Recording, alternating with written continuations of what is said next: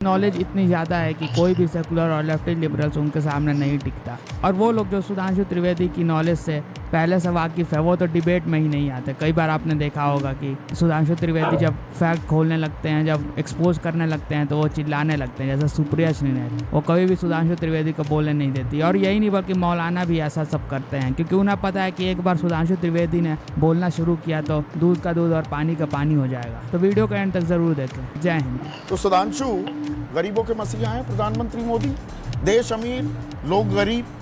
तू है कौन रे? ये बात स्वीकार रहे हैं क्या आप और आपके नेता? वैसे संदीप जी, हमारा कोई नेता ऐसा नहीं जिसने कहा गरीबी तो एक मानसिकता है। याद है आप किसने कहा? गरीबी होती नहीं है, it's a mindset. Rahul Gandhi ji ने कहा। 1971 में इंदिरा जी ने नारा दिया गरीबी हटाओ। 2013 में सोनिया गांधी जी कह रही थी कि देश के लोगों को खाद्य सुरक्षा मुहैया करानी है, 2/3 लोगों के पास खाना नहीं। 43 साल के ये होता है नारे और जुम्म।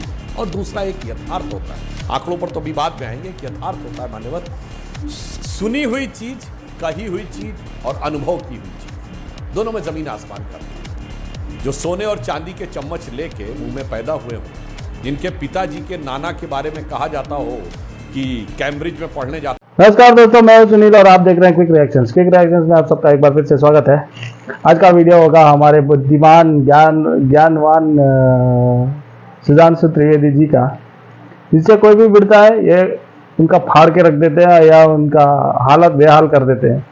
चलिए, ऐसा ही कोई इनका नॉलेज देख के अच्छों का हवा टाइट हो जाता है। चलिए, ऐसा ही एक वीडियो लगाया आज हाथ में, देखते हैं कैसा है। आपको ये वाला वीडियो अच्छा लगा हो तो प्लीज़ लाइक शेयर और सब्सक्राइब कर देना। जो भी आपके मन में थॉट्स हो प्लीज़ कमेंट में बता के देना। थे तो चारों गेटों के ऊपर यूनिवर्सिटी के चौपट लेवल कार रहती थी।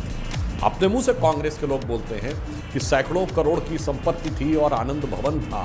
आपको लगता है कि गरीबी उनको मानसिकता ही तो नजर आएगी?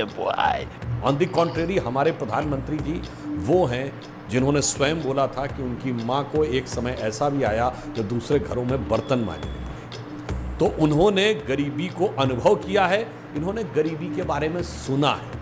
तो एक कहावत होती है, जाके पैर न फटी बेवाई, सो का जाने पीर पर आई। और आज मैं एक और बात कहूं जिस पर कि कोई रिफ्यूट नहीं कर सकता। अगर भारत में आज 1 अरब स्मार्ट मोबाइल फोन हैं तो इसका मतलब 80-90 करोड़ लोग तो उस स्थिति में हैं जो स्मार्टफोन को वहन कर सकते हैं। 5 किलो अनाज अगर ये ना डाटा मिले है कि तो 7.5 भूखों पेट सोएंगे, पास पर 81 करोड़ ऐसे हैं 5 किलो अनाज ना मिले तो भूखों पेट मान्यवर सोएंगे। संदीप जी, आप प्रबुद्ध पत्रकार इसको भी नहीं जोड़ा रे बाबा। को समझना चाहिए। इसलिए दिया जा रहा था, जो विपक्ष के लोग मजाक उड़ाते हैं वो 5 किलो अनाज उपलब्धता नहीं, कोविड काल में सप्लाई चेन्स खत्म हो गई।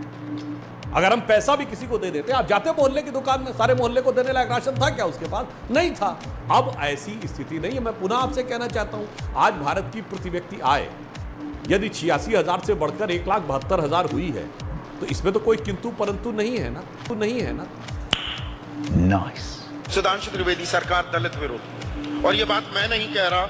अब 3 सांसद, उत्तर प्रदेश के 3 सांसद, उदित राज को मैं गिन नहीं रहा, वो ये आरोप लगा रहे हैं और सीधे प्रधानमंत्री को चिट्ठी लिख रहे हैं। देखिए, मैं कहना चाहूंगा, जब हम दलित के प्रति गंभीरता की बात करते हैं तो सिर्फ हमारी सरकार थी जिसने कि आने के बाद कोई ऐसी स्कीम लागू की जिसमें कहा गया कि हर बैंक की हर शाखा बाध्य है कम से कम एक SC और एक ST को लोन देने के लिए। और हमने 2.5 लाख नए उद्यमी दलितों में क्रिएट किए।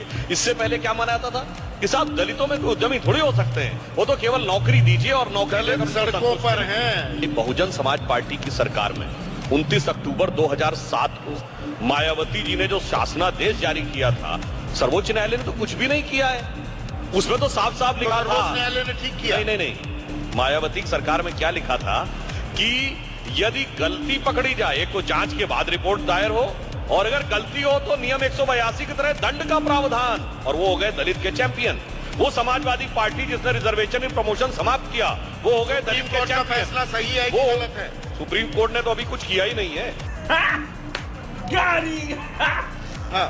उन्होंने तो सिर्फ ये कहा है, उस बारे में सरकार ने पुनर्विचार याचिका दी, अभी तो निर्णय आना बाकी। पुनर्विचार याचिका में भी 13 दिन लगा दिए साहब। 10 दिन, जिसमें 6 दिन नॉन वर्किंग डे थे, किसी भी गंभीर व्यक्ति को समझना चाहिए कि जब सरकार पुनर्विचार याचिका देती है आप ही के तो सहयोगी 3-4 दिन वो लगते हैं। एलजेपी रामविलास पासवान की पार्टी 23 तारीख को पिटीशन डाल देती है रिव्यू के लिए।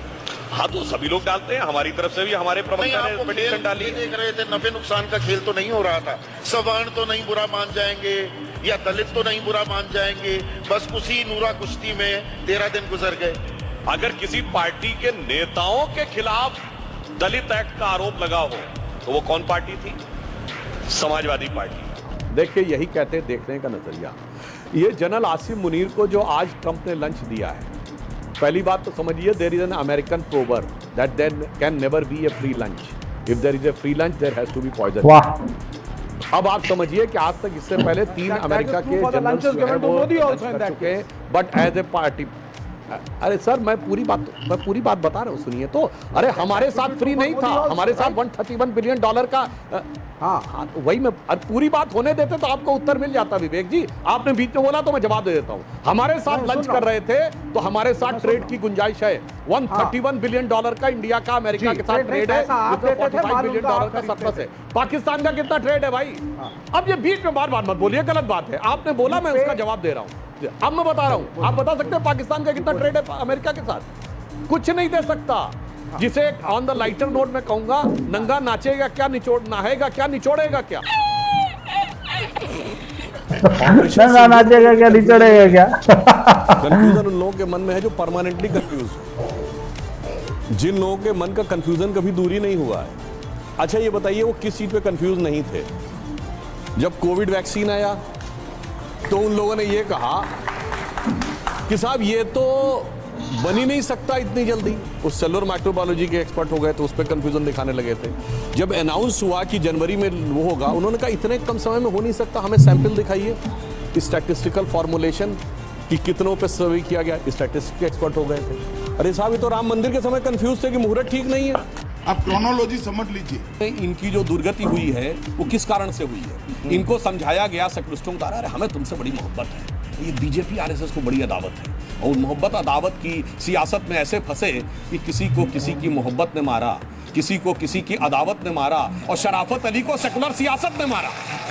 अगर ये माना जाता है कि मुस्लिम समाज आज पढ़ाई में, लिखाई में, बाकी चीज़ों में पीछे चल रहा है, आज हम साइबर स्पेस, एआई के दौर में आगे चल रहे हैं, तो मेरा मानना है कि जो लोग उनको उस मिडिवल एज में ले जाने की कोशिश कर रहे हैं, वो कहीं ना कहीं मुस्लिम समाज के साथ भी बहुत बड़ा नुकसान कर रहे हैं। मुस्लिम समाज को बरगलाने, भड़काने का काम तब से शुरू हुआ जब से इस देश में 1976 में 42nd अमेंडमेंट करके सेकुलर वर्ड डाल के सेकुलर सियासत की गई।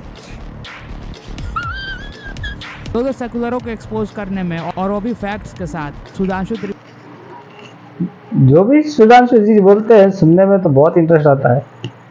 आप लोगों को भी अगर अच्छा लगा हो तो प्लीज़ लाइक, शेयर और सब्सक्राइब कीजिए। जो भी आपके कमेंट्स या थॉट्स हो कमेंट सेक्शन में बता के जाइए। मिलते हैं अगले वाले वीडियो पे। जय श्री राम।